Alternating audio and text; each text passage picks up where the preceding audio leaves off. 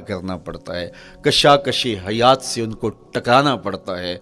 اور ان کو آگے بڑھنے کے لیے ان کو تکلیفوں سے گزر کر کے، جان گسل مراحل سے گزر کر کے پھر منزل کی طرف عازم سفر ہونا پڑتا ہے۔ کیا میں نے اس خاکدان سے کنارہ، جہاں رزق کا نام ہے آب و دانہ، پلٹنا جھپٹنا جھپٹ کر پلٹنا، لہو گرم رکھنے کا ہے ایک بہانہ، پرندوں کی دنیا کا درویش ہوں میں کہ شاہی بناتا نہیں آشیانہ۔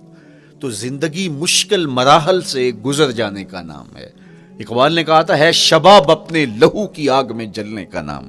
یہ زندگی آسان نہیں ہے، یہ حالات کی تلخیوں کا مقابلہ کرنے کا نام ہے، یہ ضبط نفس کا نام ہے، یہ اپنے من کی تربیت کا نام ہے۔ حضرت امام رازی سایت کریمہ کے تحت لکھتے ہیں کہ جب بچہ شکم مادر میں ہوتا ہے تو وہ 3 پردوں میں ہوتا ہے، ایک جھلی کا پردہ، ایک رحم مادر کا پردہ اور ایک پیٹ کا پردہ۔ تو 3 پردوں میں وہ بیچارہ بڑی عجیب سی حالت میں ہوتا ہے۔ یہ اس کا پہلا مرحلہ ہے تخلیق کے بعد، اس کے بعد پیدائش کا دوسرا مرحلہ ہے، یہ زچہ بچہ دونوں کے لیے موت و حیات کے مرحلے ہوتے ہیں۔ اس کے بعد وہ پیدا ہوا، اس دنیا پہ آیا، تو اس کی مشکل کیا ہے؟ زبان ہے، بولنا نہیں جانتا، دیکھتا ہے پہچان نہیں سکتا، سنتا ہے سمجھ نہیں سکتا، ہاتھ ہیں پکڑ نہیں سکتا، ٹانگیں ہیں چل نہیں سکتا۔ کتنی مشکل بن گئی، یہ سب کچھ چیزیں ہونے کے باوجود بھی وہ بے بس دکھائی دیتا ہے، اس کو دودھ مانگنے کے لیے بھی رونا پڑتا ہے۔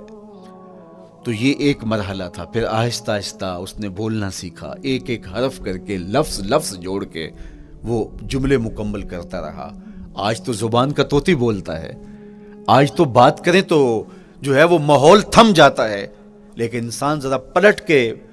آغوش مادر میں تیری ماں نے ایک ایک حرف تجھے سکھایا تھا، ایک ایک لفظ تجھے سکھایا تھا، لفظ لفظ کر کے، حرف حرف کر کے جملے بنے، اور آج تیری گفتار کی شوخی کے تذکرے زمانے میں ہیں،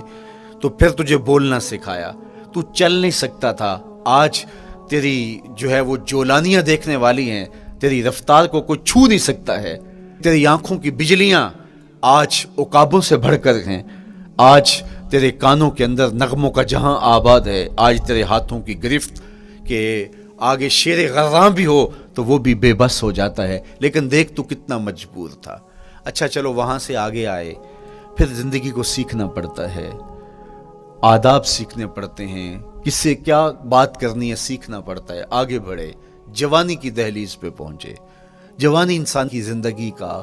باقپن ہوتا ہے، عروج ہوتا ہے، اللہ اکبر، لیکن جوانی کو تقدس معاب رکھ کے منزل تک پہنچانا یہ سب سے مشکل مرحلہ ہوتا ہے، چونکہ جذبات بے قابو ہیں، خواہشیں آوارہ ہیں، اور تا حد نظر نظارے ہی نظارے جو دل کو کھینچتے ہیں۔ اب اپنے تقدس کو جو شخص محفوظ رکھے، کائنات میں سب سے قیمتی جوہر حضرت انسان کا اس کی عصمت کا جوہر ہے، اور سب سے حسین چہرہ وہ ہے جو جنسی کالک سے اپنے آپ کو بچا لے۔ تو جوانی ہو، باقپن ہو، اور پھر اپنی خواہشات کو بے قابو نہ ہونے دیا جائے، سب سے مشکل مرحلہ پوری زندگی میں یہ آتا ہے۔ کسی نے کہا تھا کتاب زیست کا ایک اور باب بیت گیا، شباب بیت گیا، ایک عذاب بیت گیا۔ تو شباب کا ختم ہونا اور اس کو خیریت سے منزل تک پہنچنا، یہ کتنا بڑا مشکل مرحلہ ہوتا ہے، جس کا جوانی میں باطن کا چہرہ مسخ ہو جاتا ہے اور جنسی کالک سے جو چہرہ آلودہ ہو جاتا ہے، اس کا عفت کا دامن داغدار ہو جاتا ہے۔ تو اس لیے وہ چہرہ تاباں ہے، وہ چہرہ روشن ہے، وہ چہرہ منور ہے جو اپنے آپ کو کالک نہیں لگنے دیتا اور اپنی عصمت کی حفاظت کرتا ہے۔ میرے حضور نے بھی ارشاد فرمایا سبعۃ یظلھم اللہ تعالی فی ظلہ یوم لا ظل الا ظلہ، 7 اشخاص ایسے ہیں قیامت کے دن جب کوئی سایہ نہیں ہوگا، اللہ ان کو اپنے عرش کا سایہ عطا کرے گا۔ ان میں سے پہلا شخص امام عادل حکمران، دوسرا شخص وشاب نشأ فی عبادت اللہ، وہ جوان جس کی جوانی اللہ کی عبادت میں بسر ہوئی، تیسرا وہ شخص ورجل قلبہ معلق بالمساجد، وہ شخص جس کا دل مسجد میں لگتا ہے، مسجد میں جمتا ہے، اور چوتھا شخص ورجل دعتہ امرأۃ ذات منصب وجمال فقال انی اخاف اللہ، وہ شخص جس کو دعوت گناہ ملی اور حسن قدموں میں بچھنے کے لیے بے تاب ہوا، اور اس نے کیا کہا، انی اخاف اللہ، میں اللہ سے ڈرتا ہوں، میرا اللہ مجھے